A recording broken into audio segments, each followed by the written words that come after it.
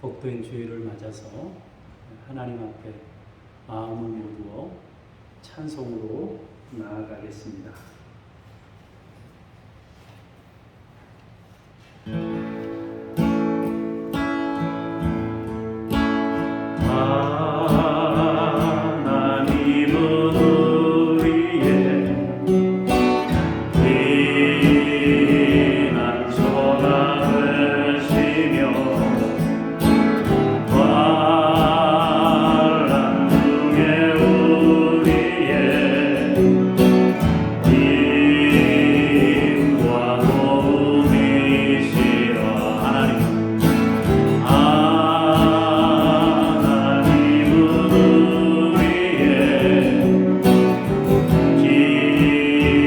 지난 저 전하 되시며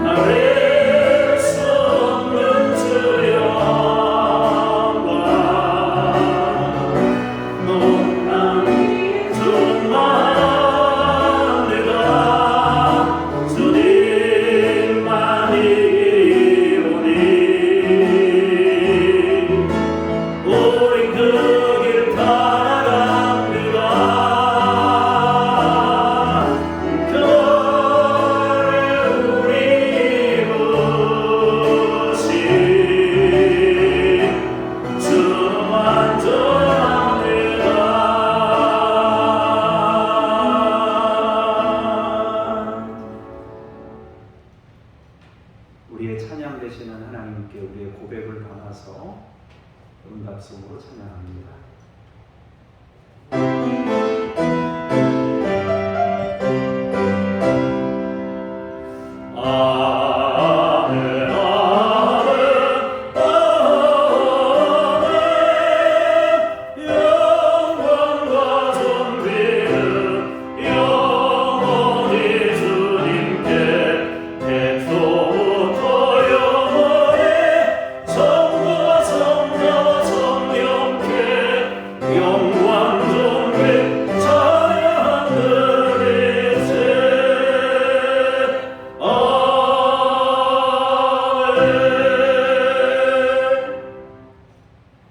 나는 여호와로 말미암아 즐거워하며 나의 구원의 하나님으로 말미암아 기뻐하리로다. 주 여호와는 나의 힘이시라. 나의 발을 사슴과 같게 하사 나를 나의 높은 곳으로 다니게 하시리로다. 이 노래는 지휘하는 사람을 위하여 내 수금에 맞춘 것이니라. 우리의 기쁨 되시는 하나님을 찬송하며 예배합니다. 오늘도 임재하셔서 우리를 충만케 하옵소서.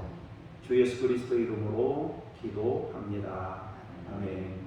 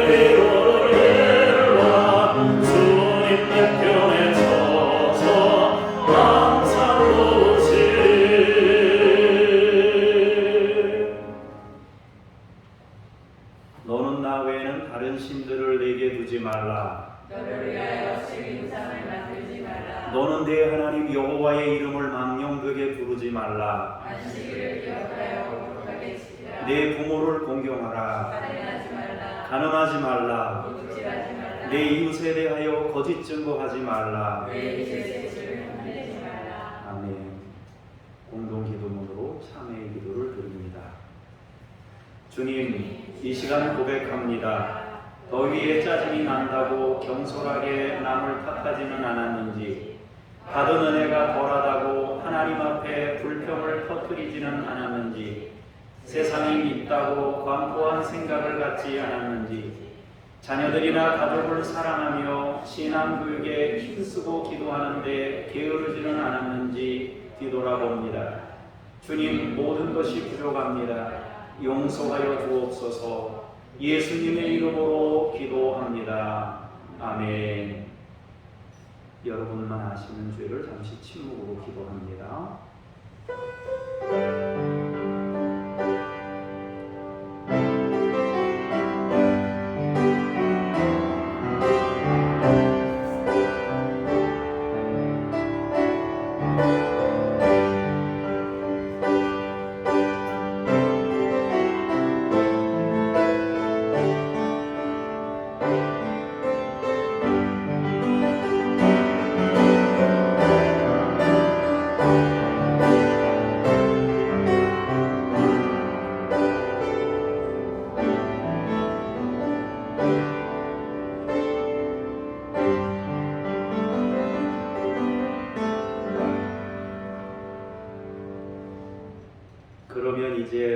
우리가 그의 피로 말미암아 의롭다 하심을 받았으니 더욱 그로 말미암아 진노하심에서 구원을 받을 것이라.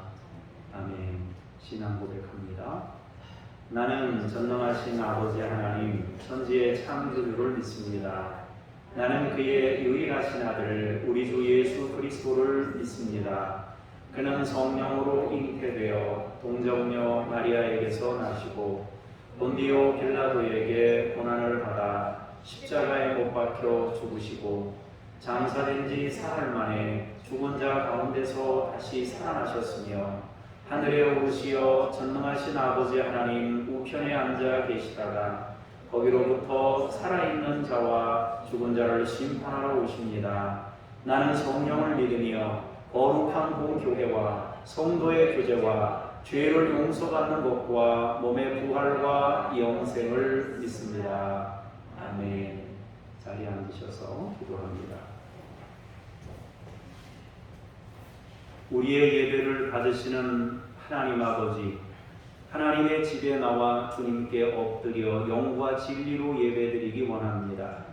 진리 되신 주님의 은혜를 힘입기 원하며 성령의 도우심으로 감동의 시간이 되기를 기도합니다.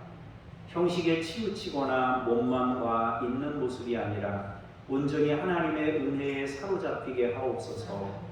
말씀의 임재를 경험하게 하시고 우리의 영이 소성하는 시간이 되게 하옵소서. 하나님의 창조적인 권능으로 우리의 내면에 감사와 평강의 마음을 창조하소서. 기쁨과 생명을 살리는 새 방언의 은총을 힘입게 하옵소서. 담대함과 적극적인 마음을 주시고 말씀을 믿음으로 받아 순종하게 하옵소서. 우리 속에 거짓과 불평과 불만과 탐욕 그리고 절망이나 의기소침과 같은 부정적인 마음들을 성령의 불로 태우시고 주님의 피로 덮어 주옵소서. 우리를 새롭게 하시는 하나님을 찬송하며 예수님의 이름으로 기도합니다. 아멘.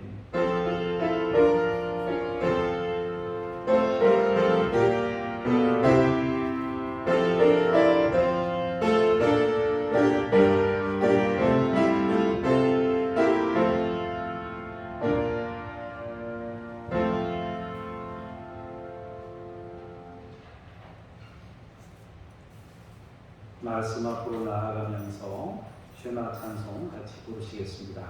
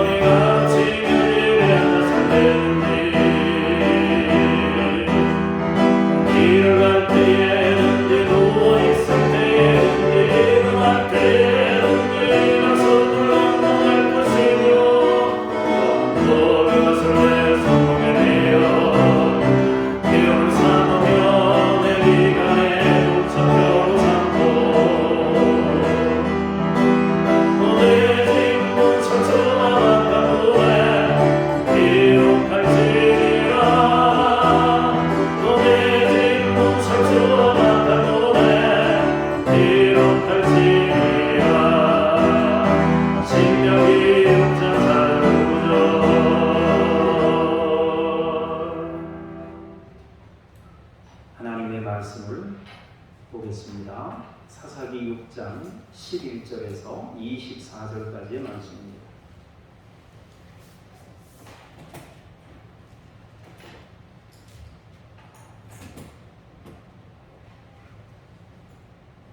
제가 한 절, 여러분들이 한 절 교도하시겠습니다.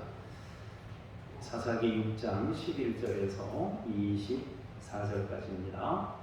여호와의 사자가 아비에셀 사람 요아스에게 속한 오브라에 이르러 상수리 나무 아래에 앉으니라. 마침 요아스의 아들 기드온이 미디안 사람에게 알리지 아니하려 하여 밀을 포도주 틀에서 타작하더니 여호와의 사자가 기드온에게 나타나 이르되 큰 용사여 여호와께서 너와 함께 계시도다 하니 기드온이 그에게 대답하되 오 나의 주여 여호와께서 우리와 함께 계시면 어찌하여 이 모든 일이 우리에게 일어났나이까. 또 우리 조상들이 일찍이 우리에게 이르기를 여호와께서 우리를 애굽에서 올라오게 하신 것이 아니냐 한 그 모든 이적이 어디 있나이까. 이제 여호와께서 우리를 버리사 미디안의 손에 우리를 넘겨주셨나이다 하니 여호와께서 우리를 하여 이르시되 너는 가서 이 너의 힘으로 이스라엘을 미디안의 손에서 구원하라. 내가 너를 보낸 것이 아니냐 하시니라. 아멘. 주님께 감사합니다. 15절 이어서 봅니다. 그러나 기드온이 그에게 대답하되 오 주여 내가 무엇으로 이스라엘을 구원하리이까. 보소서 나의 집은 므낫세 중에 극히 약하고 나는 내 아버지 집에서 가장 작은 자니이다 하니 여호와께서 그에게 이르시되 내가 반드시 너와 함께하리니 내가 미디안 사람 치기를 한 사람을 치듯하리라 하시니라. 기드온이 그에게 대답하되 만일 내가 주께 은혜를 얻었사오면 나와 말씀하신 이가 주 되시는 표징을 내게 보이소서. 내가 예물을 가지고 다시 주께로 와서 그것을 주 앞에 드리기까지 이곳을 떠나지 마시기를 원하나이다 하니 그가 이르되 내가 너 돌아올 때까지 머무르리라 하니라.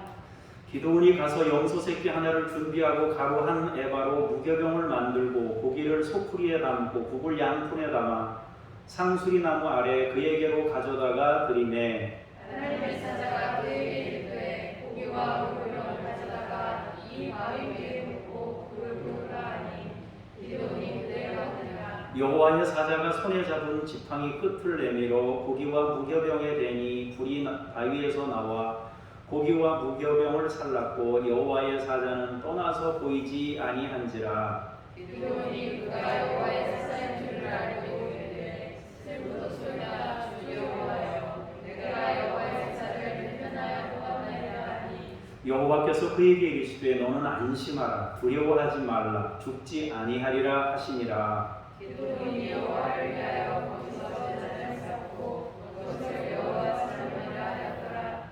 그것이 오늘까지 아비에셀 사람에게 속한 오브라에 이르더라. 아멘. 주님을 찬미합니다. 오늘도 주 안에서 여러분들을 주일에 예배하는 자리에서 성전에서 뵙게 돼서 반갑고 감사하고 여러분 모두에게 하나님의 은혜와 복이 임하기를 축복합니다.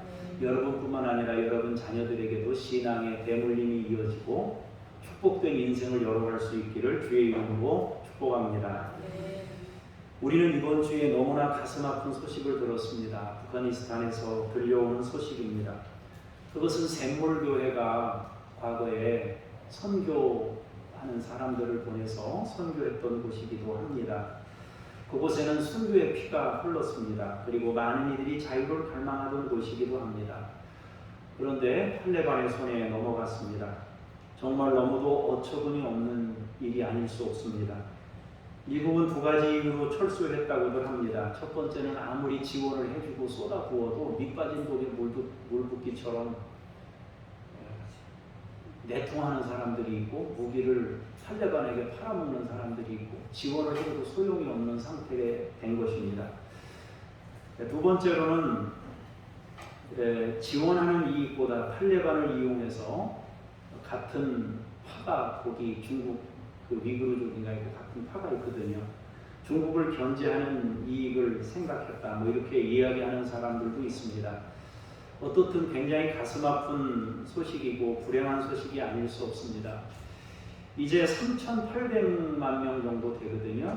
우리나라 남북한 합쳐서 3배 정도 되는 영토인데 3,800만 명이나 되는 국민들이 앞으로 겪게 될 그 암울한 시간들이 다가오고 있습니다. 땅을 빼앗기고 자유를 빼앗기면 상상할 수 없는 고통이 주어지는 것입니다.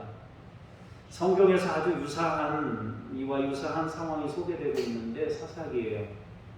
자유를 빼앗기고 재산과 곡식과 가족을 빼앗기는 일들이 일어납니다. 그 고통이 반복적으로 일어나는 역사가 사사기입니다. 구약 성경에는 두 가지 큰 줄기가 흘러가고 있어요. 하나는 땅이고요, 하나는 우상입니다. 이건 조금 기억을 해줄 수 있으면 좋을 것 같아요. 기억해둘만 하고 어렵지 않은 단어로, 또 우리나라 말이니까 안 어렵죠. 따라해 보십시다. 땅, 우상. 이 두 가지가 구약 성경 전체의 흐름. 물론 뭐 다른 주제도 있지만 이 두 가지 주제가 굉장히 중요한 흐름으로 자리하고 있습니다.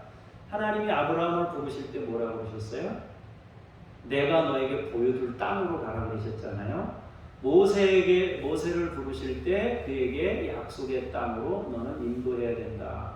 또 그것을 말씀하셨습니다. 그리고 여호수아에게는 또 뭐라고 말씀하셨어요? 여호수아에게도 약속의 땅에 대해서 말씀하셨습니다.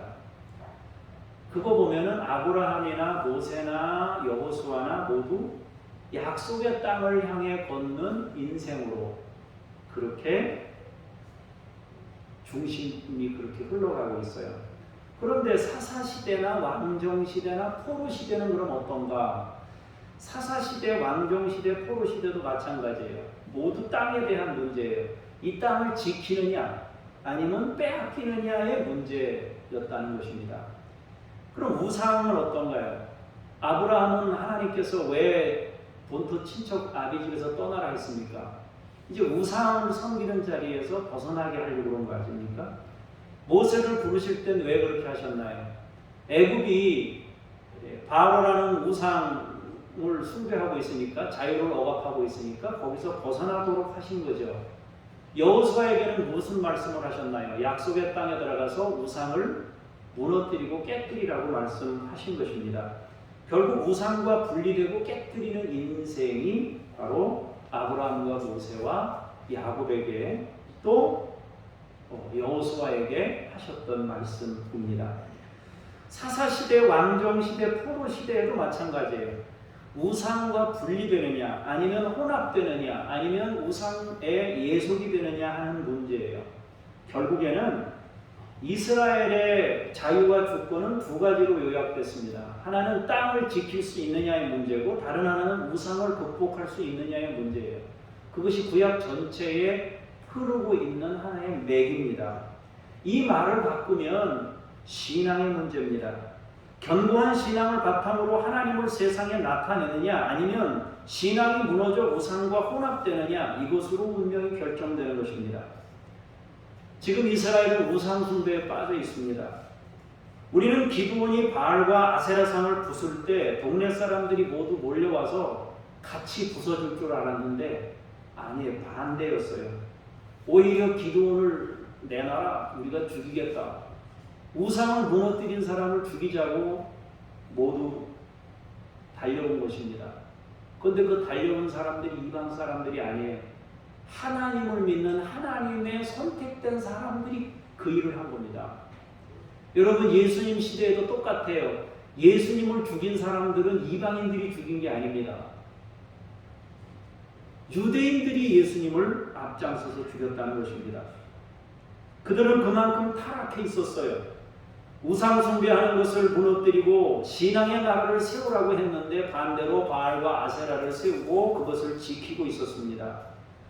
이스라엘 백성들은 자기들이 무엇을 해야 하는지 자기 정체성을 잃어버린 것입니다. 그 결과 모든 것을 빼앗긴 채 고통의 시간을 맞는 것입니다. 미디안이 닥치는 대로 빼앗아가고 착취합니다. 이스라엘은 생존을 위해 숨고 감추고 저마다 목숨을 부지하기 위해 안간힘을 쓰고 곡식을 자기만 아는 특별한 장소에다 숨기고 뭐 이런 일을 하는 거예요. 그리고는 이제 하나님께 부르짖습니다. 견디다 못해. 한 7, 8년 그렇게 고생하다가 견디다 못해 이제 하나님께 부르짖는 것입니다. 특이한 것은 우리 하나님은 반복된 죄에도 불구하고 부르짖으면 응답하신다는 거예요. 은혜와 긍휼의 하나님이십니다. 사사기를 읽다 보면 참 하나님이 바보가 아닌가 이런 생각이 들 때가 있어요. 한 번 속지 두 번 속나. 근데 뭐 속고 또 속는데도 불구하고 하나님 죽겠어요, 살려주세요 그러면 그냥 살려주시는 거예요. 은혜를 또 반복해서 베푸시는 거예요. 하나님은 미디안에서 미디안 때문에 겪는 이 고통에서 다시 그들을 건지시기 위해서 기드온을 부르십니다. 오늘은 그 기드온의 이야기에 대해서 오늘 살펴보려고 합니다. 하나님은 기드온을 통해서 하나님이 하나님 되심을 드러내시고 하나님이 역사하시면 한 사람을 통해서 얼마나 엄청난 일을 할 수 있는지에 대해서 우리에게 가르쳐 주십니다. 사사기 6장 11절 12절을 같이 보시겠습니다. 시작. 여호와의 사자가 블레셋 사람 요아스에 속한 후다에 이르러 상수령 아래에 앉으니라. 마침 요아스의 아들 기드온이 미디안 사람에게 알리지 아니하려 하여 이를 포도주 틀에서 타작하더니 여호와의 사자가 기드온에게 나타나 이르기를 큰 용사여 여호와께서 너와 함께 계시도다 하매. 성경은 숨어서 타작하고 있는 기드온에 대해서 말씀합니다. 그런데 여호와의 사자가 그곳에 나타났습니다. 기드온에게 숨어서 타작하고 있는 기드온에게 나타나셔서 하시는 말씀이 큰 용사요 하나님이 너와 함께 하신다라고 말씀하셨습니다. 미디안에 의해 주권을 빼앗기고 가축이나 곡식을 수탈당합니다. 그래서 대부분의 것들은 빼앗기고 불이나 은밀한 장소에 일부분을 남겨서 생존하고 있었습니다. 그러한 때 하나님께서 기드온을 만나주셨습니다. 그리고 큰 용사라고 부르십니다. 그가 용사인 이유는 하나님이 함께 하신다. 그렇게 말씀하십니다. 하나님께서는 기드온에게 그가 누구인지를 알려주시고 그를 그런 사람으로 세우려고 하시는 겁니다. 하나님은 아브라함을 부르실 때부터 하나님은 아브라함을 어떻게 만드시려고 열국의 아비로 계획하신 거 아니겠어요? 야곱이나 요셉이나 이런 사람들을 세울 때부터 약속의 땅을 주님이 생각하신 거 아니겠어요? 그죠? 하나님은 이 기드온을 부를 때부터 이미 그 생각을 가지고 계셨고 기드온이 그런 사람이라는 걸 알려주기를 원하셨어요. 하나님은 지금도 우리에게 우리가 어떤 사람인지를 알려주기를 원하셔요. 동시에 그를 통해 이스라엘 전체가 무엇하는 사람들인지를 나타내려고 하셔요. 지금 겨우 숨어서 타작하고 있는데 하나님께서 너는 큰 용사라고 말씀하셔요. 내가 해야 될 일은 숨어서 타작하는 것이 아니라 우상을 무너뜨리고 땅을 차지하고 신앙의 나라를 세우는 것이라고 일깨워 주는 것입니다. 여러분들이 여러분을 어떻게 정의하고 있든지 우리가 명심하고 기억해야 될 것은 우리는 신자입니다. 우리는 하나님의 자녀입니다. 하나님을 세상에 나타내야 할 거룩한 용사들입니다. 그것이 여러분과 저의 정체입니다. 하나님은 우리와 함께 하십니다. 그러기에 우리는 거룩한 용사입니다. 너는 누구냐라고 묻는다면 하나님, 나는 교회입니다. 나는 신자입니다. 나는 하나님의 아들입니다. 나는 세상에 그리스도를 나타내는 존재입니다. 우리는 현실에 파묻혀 살다 보면 그것을 망각하기 쉬워요. 내가 뭐하는 사람인가? 잃어버리는 것입니다. 나는 예배하는 사람입니다. 나는 강단을 지키는 자입니다. 신앙의 기준이 되어 사람들이 표류하지 않도록 하는 자입니다. 등대가 되어 빛을 여전히 비추는 자입니다. 그것이 나입니다. 나머지는 모두 부수적인 거예요. 부수적인 거예요.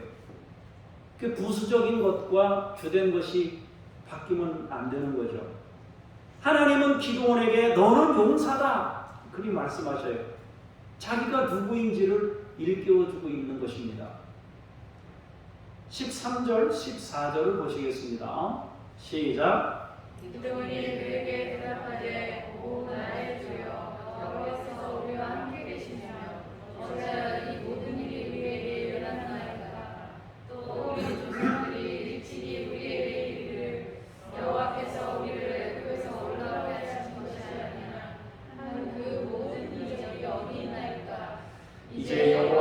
우리를 버리사 미디안의 손에 우리를 넘겨주셨나이다 하니 여호와께서 그를 향하여 이르시되 너는 가서 이 너의 힘으로 이스라엘을 미디안의 손에서 구원하라. 내가 너를 보낸 것이 아니냐 하시니라. 아멘.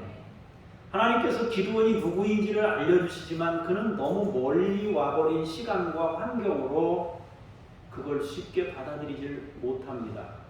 원래 자기는 그런 사람이었던 거예요. 하나님의 사람이었던 거예요. 그런데 미디안의 손에서 너무 오랫동안 있다 보니까 내가 그런 사람인지를 잃어버린 거예요. 오늘 본문에서 반복되는 구절은 뭐뭐하니 여호와께서, 뭐뭐하니 여호와께서, 이것의 반복입니다. 숨어서 타작하더니 여호와께서 용사라고 부르시며 찾아오셨습니다. 그러자 기드온은 약간의 불평이 섞인 듯한 반응을 보입니다. 하나님이 함께 하시면 어떻게 우리에게 이런 일이 일어날 수 있습니까? 지금 출애굽과 같은 기적이 어디 있습니까? 우리는 지금 미디안의 손에 넘겨졌습니다. 그렇게 말하니 여호와께서 다시 말씀합니다. 너는 가라. 내 힘으로 이스라엘을 미디안의 손에서 구원하라. 내가 너를 보낸 것이 아니냐. 다시 교정해 주십니다. 지금의 이 현실은 어떻게 된 것입니까? 라고 물으니까 하나님이 기드온을 향해서 네가 바꾸면 된다 말씀하신 겁니다. 내가 구원하라. 내가 너에게 그 사명을 맡긴다. 그리 말씀하신 것입니다.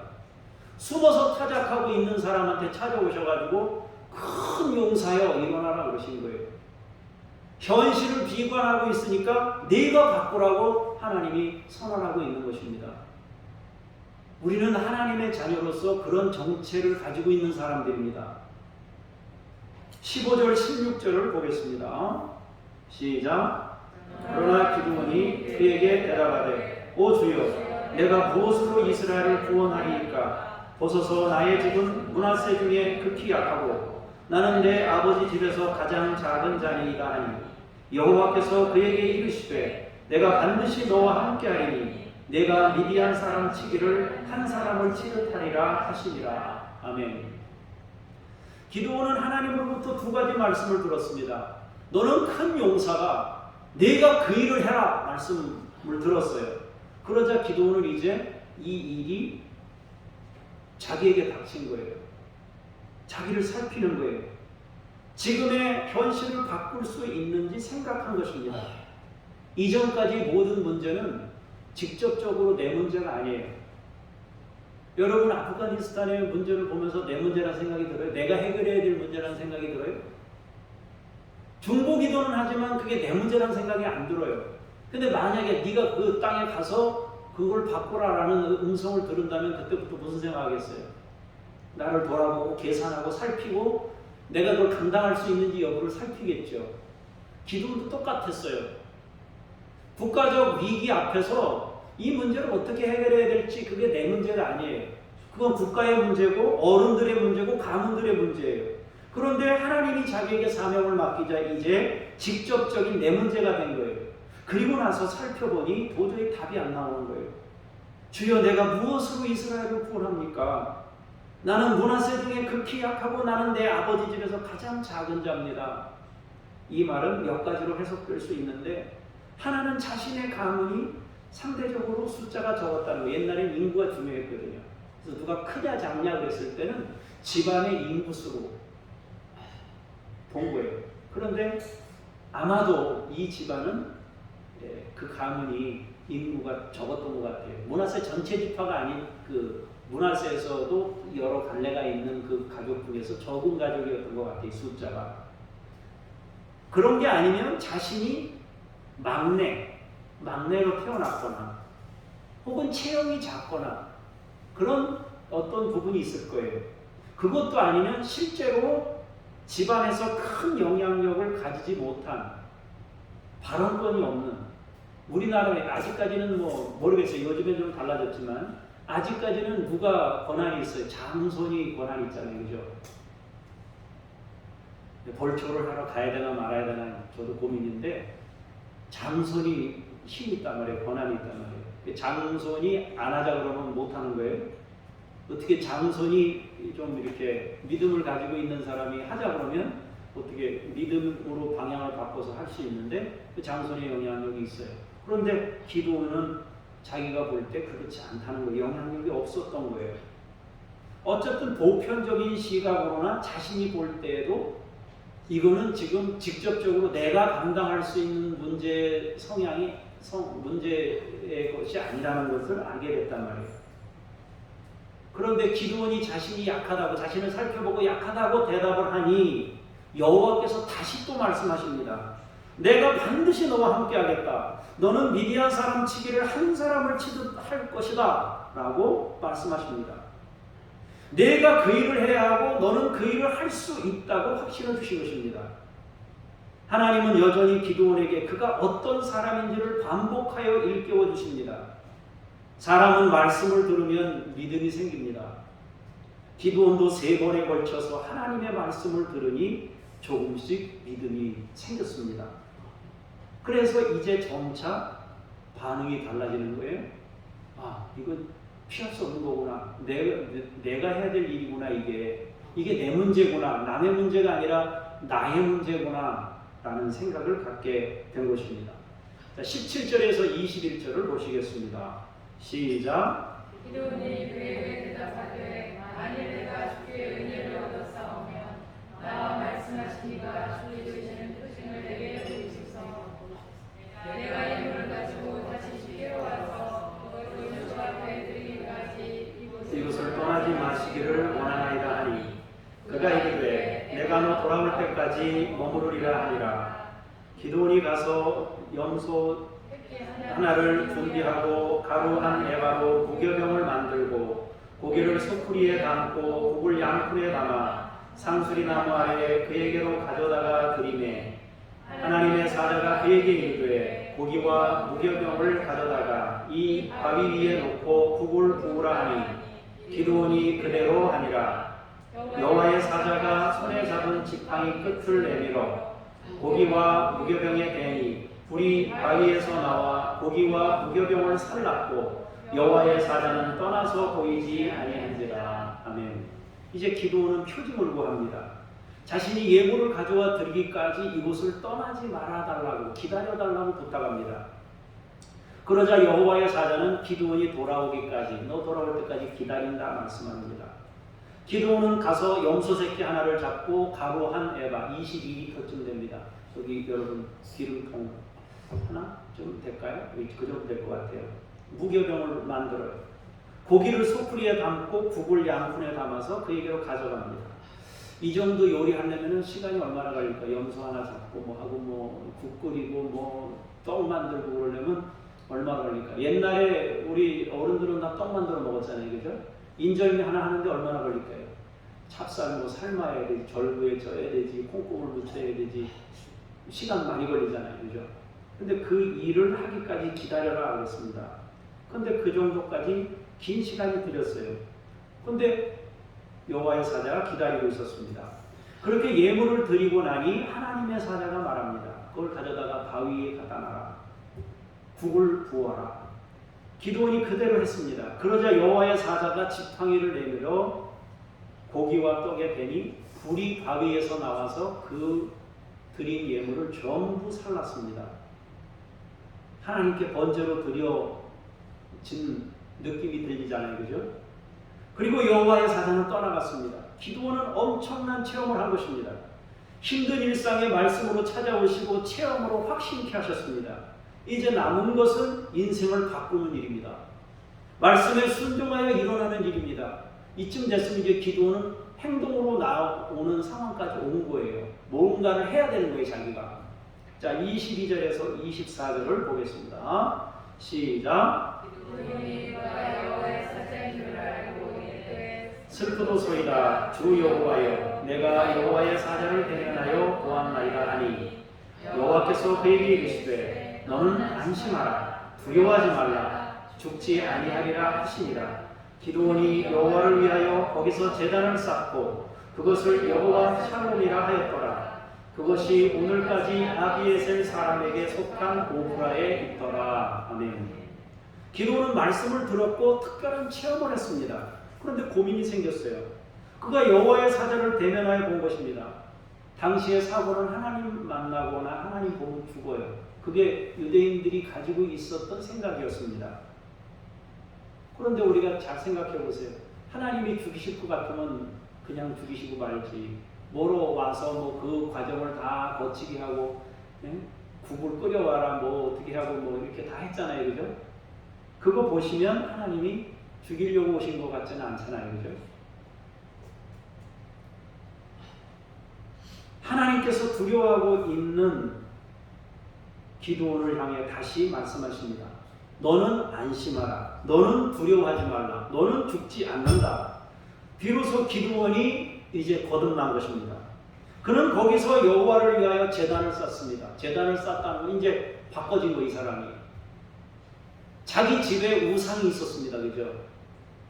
그런데 이 사람이 지금 하나님께 제단을 쌓은 거예요. 이제 이 사람의 인생이 달라지기 시작한 거예요. 그리고 그 제단 이름을 여호와 샬롬이라 불렀습니다. 우리는 오늘 여기까지만 읽었지만 그 이후의 내용을 조금 정리해 볼 필요가 있습니다.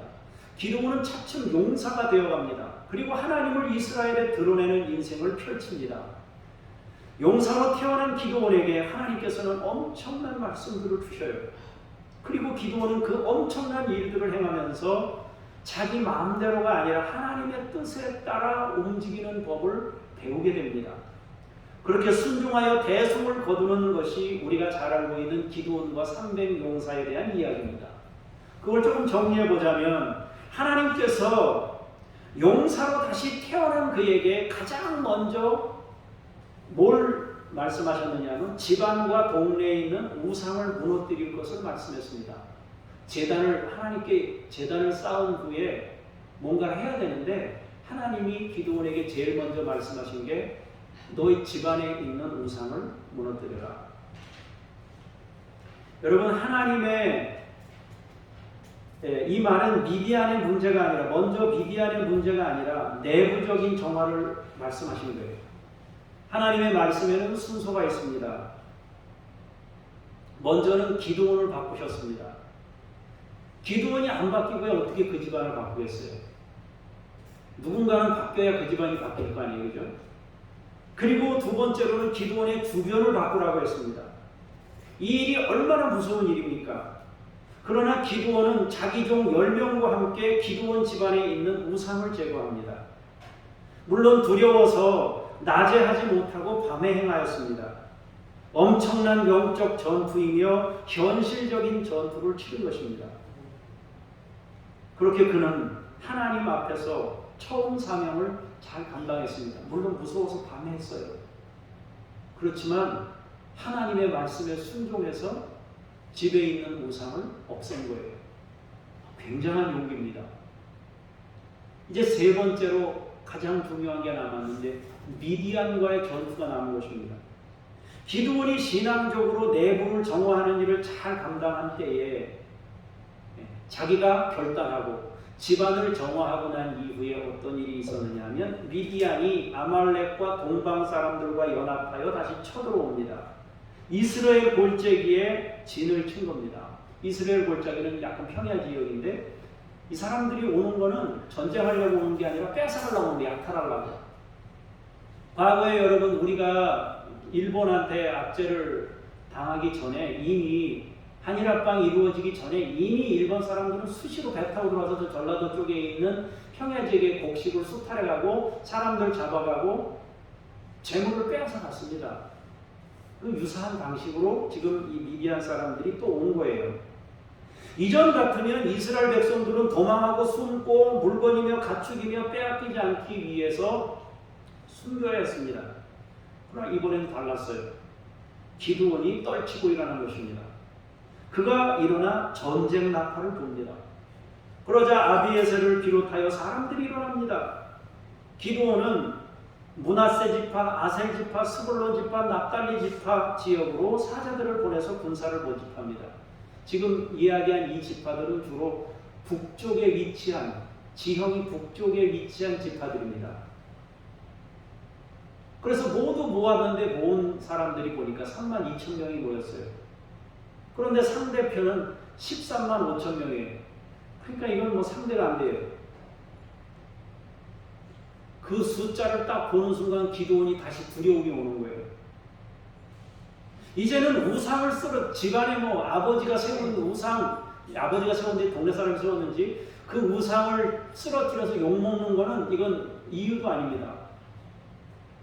그거보다 훨씬 더 엄청난 상황이 온 거예요. 생명을 거는 전쟁이 눈앞에 온 것입니다. 기드온이 다시 하나님께 요청합니다. 하나님, 진짜 나를 구원하시고 사용하시는 게 맞다면은 체험을 한 번만 더 주십시오. 내가 도저히 이거 용기가 안 납니다. 체험 한 번 더 주세요. 그래서 체험 주셨던 게 뭐예요? 양털 뭉치 시험이잖아요. 하나님, 양털에만 이슬이 있게 해주십시오. 하룻밤 지났어요. 또 양털 뭉치에 이슬이 맺혀서 축축해서 물이 막 흥건하게 떨어졌다. 바닥은 멀쩡해요.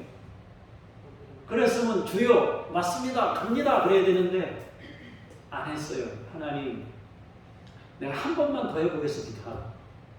이게 우연히 있을 수 있어요. 한 번 더 이렇게 해요. 이번에는 이슬이 땅에는 내리고 여기는 양털 뭉치는 안 내리게 해주십시오. 했더니 하나님이 이번에도 응답하셨습니다. 다시 응답을 아침에 보니까 응답이 온 거예요. 아, 하나님이 이루셨구나. 하나님이 역사하시는구나. 그러니까 사람 모아놓고 하루 이틀 막 지나가는 거예요. 사람 모아놓고 전쟁 앞두고 이렇게 서로 마주보면서. 그리고 이제는 됐다. 확신이 딱 드는 거예요. 하나님이 나와 함께 하시는 게 분명하다. 재단에서 불이 나와 사라진 것도 그렇고 이 모든 상황과 정황을 다 봐도 이거 종합해봐도 이건 틀림없이 하나님이 역사하시는 게 확실하다. 우린 이겼다 하고 자신감을 가지고 아랫배에 힘 딱 주고 됐다 하는데 이번에는 하나님이 거꾸로 기도를 시험하시는 거예요.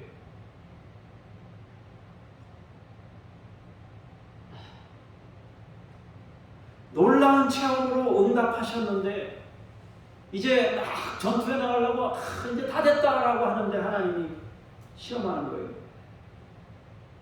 아니, 괜히 하나님 시험했나? 기도는 시험하지 말고 그냥 나갈 거예요. 그래서 하나님도 시험 안 하실 텐데 너무 많다. 군대를 줄여라 그런 거예요.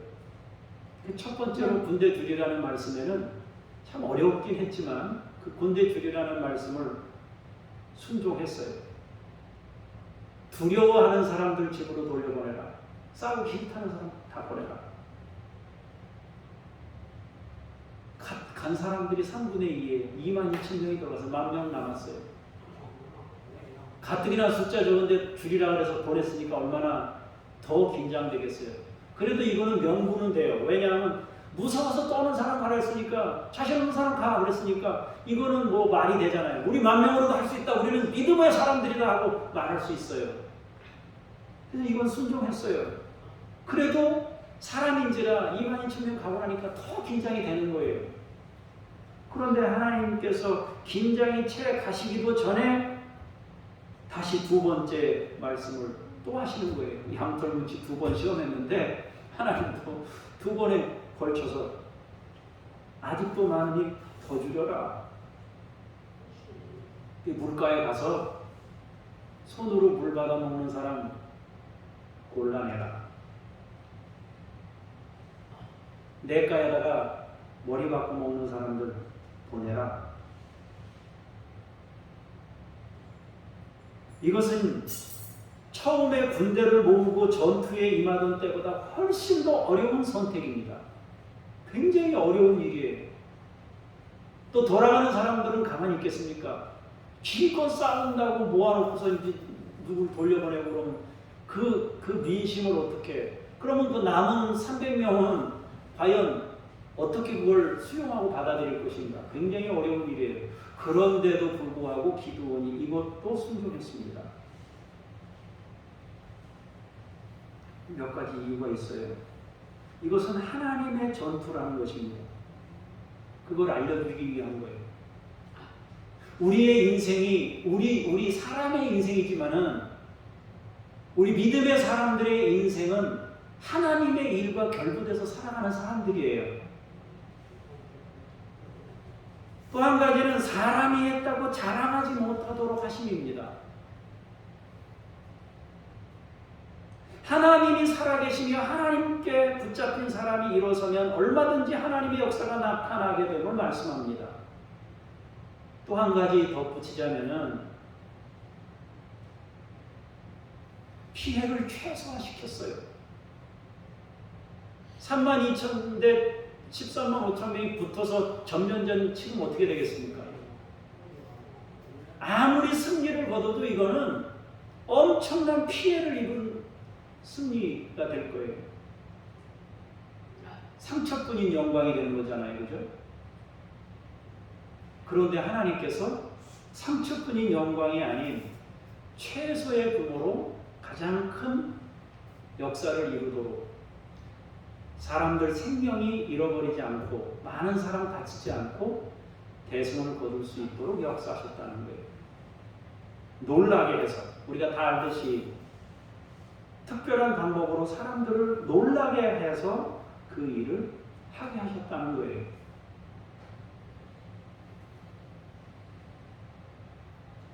우리는 사사기를 묵상하는 동안 중요한 메시지를 들어요.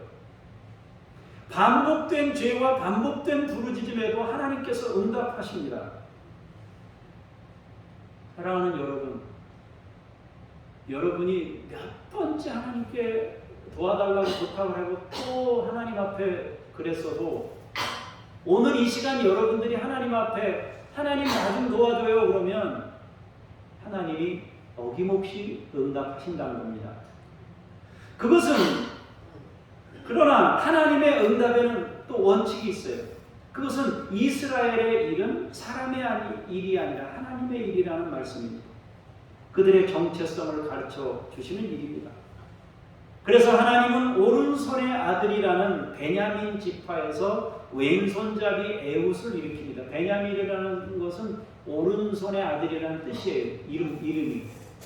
그런데 그 지파에서 왼손잡이 에훗을 일으켜서 이스라엘을 구원했습니다. 그 다음엔 누굽니까? 드보라입니다. 과거에는 여인들의 손에 죽는 거 부끄러워하고만 이랬지 않습니까? 여자를 그런데 선지자로 세우셔서 그를 사사로 세우셔서 이스라엘을 구원했습니다. 그런가 하면 모세의 장인 족속이었던 겐족에서 떨어져 나갔던 헤벨의 아내 야엘, 이 헤벨의 아내 야엘, 이 사람들은 겐족속이 어디 살았냐면 남쪽의 유다 지파에 속해서 같이 살았어요. 그러다가 뭐 때문인지 모르겠지만 이주했습니다. 배타성 때문인지 아니면 자기네들이 조금 이렇게 좀 그 주류에 속하지 못했었는지 모르겠지만 벗어나서 북쪽 갈릴리 지역에 있는 땅에 가서 살았습니다. 유대 지역을 떠나 갈릴리 근처로 이주하여 하솔 왕 야빈과 화친한 사람들이었습니다. 그런데 그 아내를 사용했습니다. 그리고 기드온을 일으키셨지만 모든 군대의 숫자 대신 300명을 통해 하나님의 역사를 이루셨습니다. 지금 이 사사기 역사를 쭉 보면은 이름을 낼 만한 사람이 없는 거예요. 그런데 하나님이 그 약한 사람들을 통해서 하나님의 일들을 이루어 가시는 겁니다. 사랑하는 성도 여러분, 우리의 인생은 숫자로 물량으로 사는 인생이 아닙니다. 우리가 하는 일은 사람의 일이 아닙니다. 우리는 하나님의 일을 하는 사람들입니다.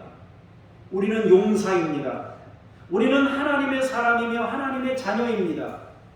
우리의 정체는 하나님을 세상에 나타내는 일입니다. 그것을 망각하지 말아야 합니다.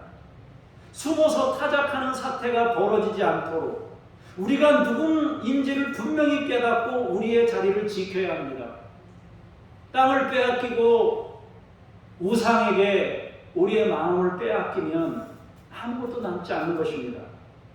우리의 자리는 예배하는 자리입니다. 우리의 자리는 예수님을 주인으로 모신 자리입니다. 우리는 예수님을 나타내는 인생입니다. 우리는 하나님의 자녀로 사명자들입니다. 십자가의 군사들이라 말입니다. 그것을 내가 까먹을지라도 내 정체성은 변하지 않습니다. 그러기 위해서 우리는 먼저 자신을 정화해야 합니다. 하나님께 제단을 쌓을 수 있는 사람으로 바꿔줘야 합니다. 말씀으로 내가 누구인지 바로 정립해야 합니다. 그리고 두 번째로 주변을 정화해야 됩니다. 내 주변을 신앙적 환경으로 바꾸는 일입니다. 그리고 나서야 미디안과 싸울 수 있습니다. 그러나 미디안과 싸운다 할지라도 명심해야 될 것이 있습니다. 자기 의로 덤비는 대신 철저히 하나님께 순종하면서 한 발자국씩 가야 한다는 것입니다. 미디안과의 전투에서 함부로 덤비면 상처뿐인 영광을 얻을 수도 있어요. 그러나 그때까지도 순종한다면 하나님께서 진정한 큰 용사로 사용할 수 있는 것입니다. 이것이 바로 우리가 가야 할 인생입니다. 여러분 한 분 한 분을 향해 하나님께서는 큰 용사라고 부르십니다. 우리의 정체성을 향해서 우리의 정체성이 뭔지를 주님이 말씀하시기를 너희는 나의 자녀다. 너희는 하나님의 아들, 딸들이다. 이렇게 말씀하고 있는 것입니다. 여러분이 누구인지를 결코 잊지 마시고 바른 정체성으로 주의 영광을 나타내는 인생들이 되기를 주의 이름으로 축원합니다. 기도하겠습니다. 주여, 우리의 현실이 어찌됐든 우리가 오랜 시간 신앙적이지 못한 환경에 노출되어 있었던 우리는 변함없이 하나님의 아들이고 하나님의 자녀이며 하나님의 사명자이며 큰 용사들입니다. 아버지여, 우리가 다시금 여호와 샬롬 주 앞에 제단을 쌓고 하나님의 영광을 나타내는 인생이 되게 해주시고 자기 정화와 주변 정화와 더 나아가 미디안과의 전투를 감당할 수 있는 용사가 되게 해 주옵소서. 그러나 덤비는 사람들이 아니라 겸손히 순종하면서 한 발씩 가는 진정한 하나님의 용사들이 되게 하옵소서. 감사드리며 주 예수 그리스도 이름으로 기도합니다. 아멘.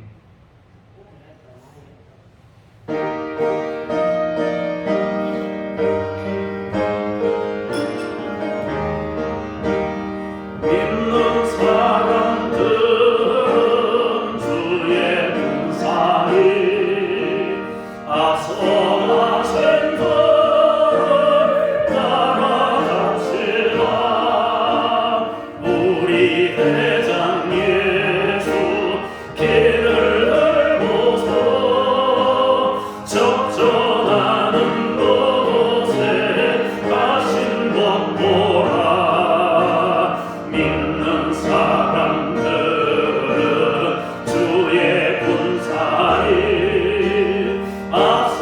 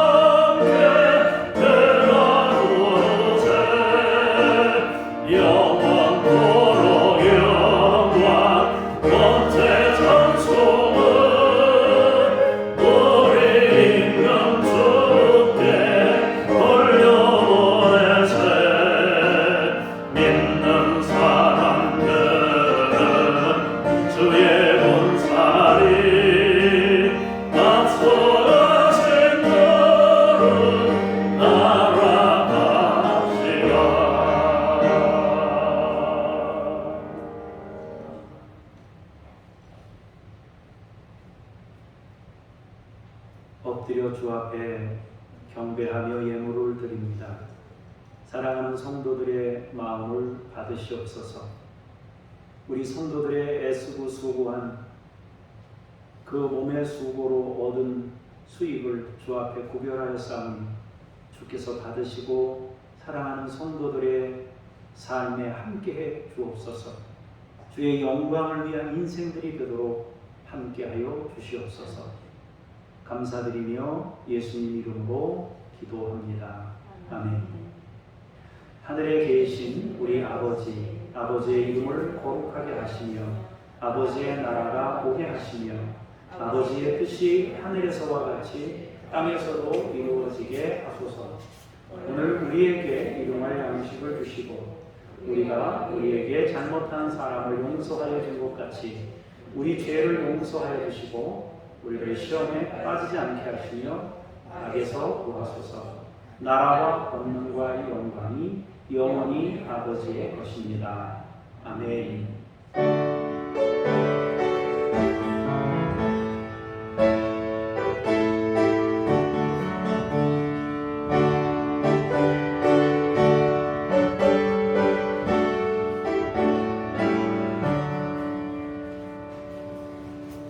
중보기도 내용을 여러분들이 보셔서 참고하시고 또 광고 내용도 참고하시고 잠깐 우리 암송 찬양 같이 잠언 14장 31절 두 번만 부르고 제가 기도하고 마치도록 할게요. 자, 우리 같이 암송 찬양 부르시겠습니다.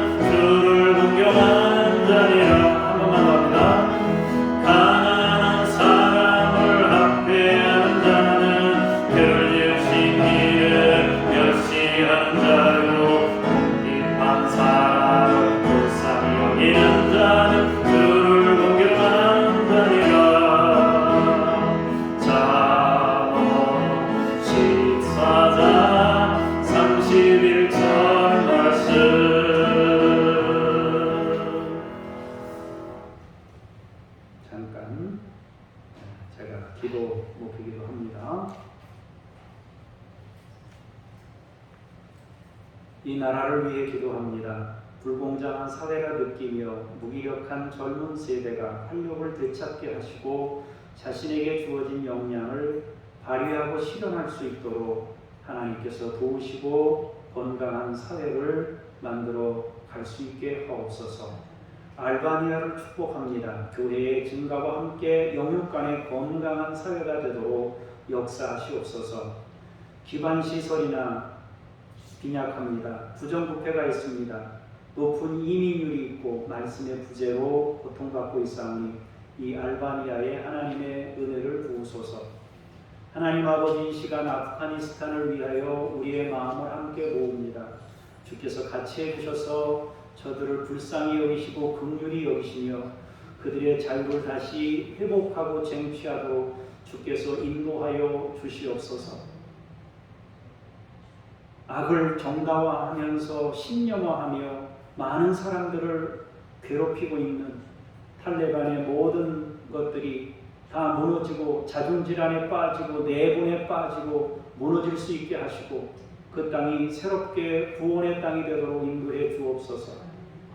탈레반뿐만 아니라 다른 테러 단체들도 있습니다. 하나님이여, 이라크나 또 주변에 있는 나라들에도 그런 일들이 얼마든지 있고 아프리카 지역에도 있습니다. 주여, 이러한 그간무도한 일들이 끊어지게 해주시고, 하나님이여 많은 연약한 사람들의 인생을 다시 회복시키시고 저들에게 자유로운 인생을 열어가도록 역사하여 주시옵소서. 하나님, 이성희와 북한 어린이들, 포스터 밴데이지, 하나님이여 이 아이들을 믿음으로 주님이 친히 양육해 주시옵소서. 김요엘과 이웃 아저씨, 이동식 서명숙 선교사님, 천애슐리 선교사님, 아버지여 이분들이 시종일관 하나님을 보며 그 역할을 잘 감당할 수 있도록 도와주시고 하나님께서 권능으로 역사하시며 인도하여 주시옵소서. 여러분 불편하거나 아픈데 손을 얹으시기 바랍니다. 하나님 아버지, 이 시간 사랑하는 우리 성도들의 연약한 부분을 놓고 기도합니다. 제게 있는 능력이 아니라 하나님께 있는 능력을 의지하여 예수님께서 친히 짊어지신 그 십자가의 권능을 의지하여 간구하오니 사랑하는 성도들의 연약한 부분들을 만지시고 치유하시옵소서. 하나님 아버지, 어느 부분이든지 하나님이 창조하셨으니 가장 잘 아십니다. 하나님께서 사랑하는 우리 믿음의 식구들의 연약한 부분들을 어루만지시고 치유하여 주시옵소서. 하나님 아버지, 내가 아픈 건 아니지만 가족 중에 아픈 사람으로 인해서 아버지 마음의 소원을 가지고 하나님이여 멀리 있는 사람의 그 아픈 부위에 우리의 마음의 손을 얹습니다. 하나님께서 함께 해주셔서 그들을 치유하시고 회복하시고 새롭게 해주시옵소서. 하나님의 권능을 목격하게 하시고 체험하게 하시고 주님의 용사들로 일어날 수 있는 거룩한 종들이 다 되게 하여 주시옵소서.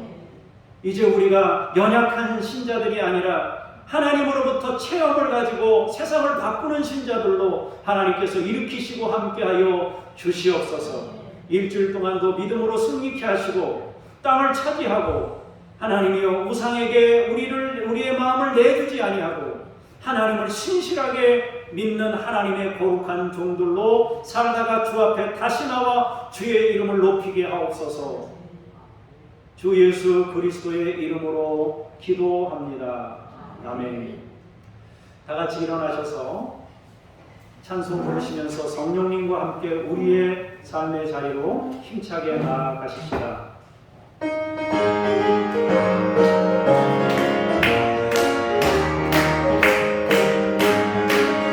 내가 매일 기쁨에 설레게 길낸다. 주의 발에 나를 안보하며 내가 주의 견고를 받는 성전이며 주의 영이 함께하시라. 성령의 계시네 할렐루야 함께하시네. 소비를 걸으며 만나 기뻐하는 것 주의 영이 함께하시네. 성령이 계시네. 성령의 계시네 할렐루야 함께하시네. 소비를 걸으며 만나 기뻐하는 것 주의 영이 함께하시라.